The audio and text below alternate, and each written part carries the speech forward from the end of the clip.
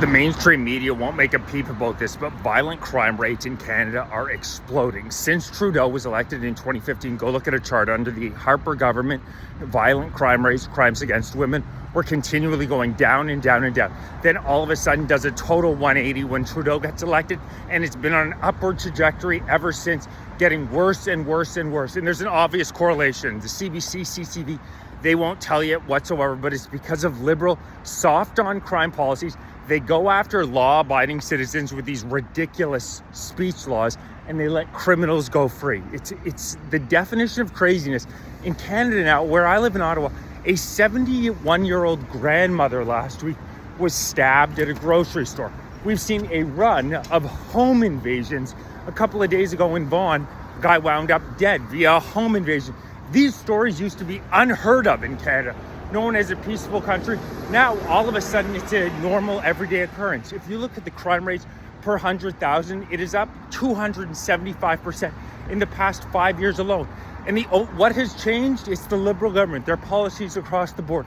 Whether it be allowing 1.2, 1.3, 1.4 million people into the country in the past 3 years alone, whether it be getting rid of castle laws, whether it be getting rid of 3 strike laws, time and time again, the Liberal government have made it abundantly clear that they are working on behalf of criminals, not law-abiding Canadians.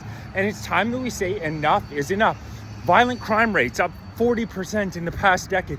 Crimes against women up 60%. Petty crime up 80%. This is how societies deteriorate. And you look time and time and time again where you see crime rates continue to inch upwards and upwards and upwards. It points to civil conflict. They know exactly what they're doing. I know Mark Carney and the Liberal elitists live in neighborhoods where they never have to see this type of activity. But where I live in Ottawa, and shockingly enough, I'm only a couple of blocks away from the Parliament building, but you would not believe the amount of open crack smoking there is in my neighborhood. On a day-to-day basis when I walk into work, my God, the number of people that you see out on the streets just openly smoking crack is truly shocking. Now, I feel bad for these people, but laws like safe supply are not helping them. Giving these people drugs, which is exactly what the Canadian government is doing, are not helping them. And then they pass laws where they don't arrest these people because it's not the empathetic thing to do. Well, what about the rest of your civilization? What about the rest of your society?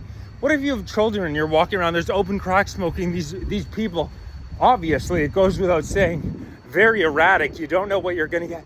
You look at law after law after law after law that has been passed by the Liberal government and the people that they've allowed into this country in the past decade. An absolute unprecedented explosion in our population. An explosion. It's not an exaggeration to say it's unprecedented to go from a population of 32 million in 2015 to over 41 million in 2025, with the Century Initiative target is 100 million by the year 2100. Some say that they're going to continue, that we're estimated to allow another 1.5 million in this year. This is right, the fact that 75% of Canadians say enough is enough. We can't withstand it anymore. It's truly shocking. The so-called will of the people, our democracy, is in total shambles. It's a joke. It's a total joke. When 75% of the population says they don't want something anymore, yet the government continues to push it through, you are no longer in a democracy. You are living in with a tyrannical, authoritarian government that is going to tell you what you like, whether you like it or not. And you walk around a city like Ottawa, it becomes more and more obvious. The amount of pride flags you see all over the place, I think it should just be Canadian flags. These are political messages. There should be no political flags out throughout our country. It just shows how ideologically captured we are. There should be no other flags around put up by our government besides Canadian flags and maybe whatever province you're in, stick those up. But otherwise, it's too divisive. But that's exactly what they want to do. The entire aim is to divide people. They want to divvy people up. They want to say, oh, if you don't love the fact that there's a pride flag on every corner, you're a xenophobe, you're a hater. It's so ridiculous, but it's so obvious what they're trying to do. But everyday Canadians have had enough and are standing up. I'm hosting a Take Canada Back rally Saturday, September 13th, noon at Parliament Hill. Going to get tens of thousands of patriotic Canadians out on the streets because we are sick of seeing the destruction of our Western civilization by these woke, absolute morons who I think they're malevolent. They know exactly what they're doing, but they're happy to see what they would call old stock Canadians being torn down. Let's get out there. Let's get loud. If you're interested in joining, hit that join button, become a member, help me mold this movement. Canadian patriots are going to take this country back. Please like, share, subscribe.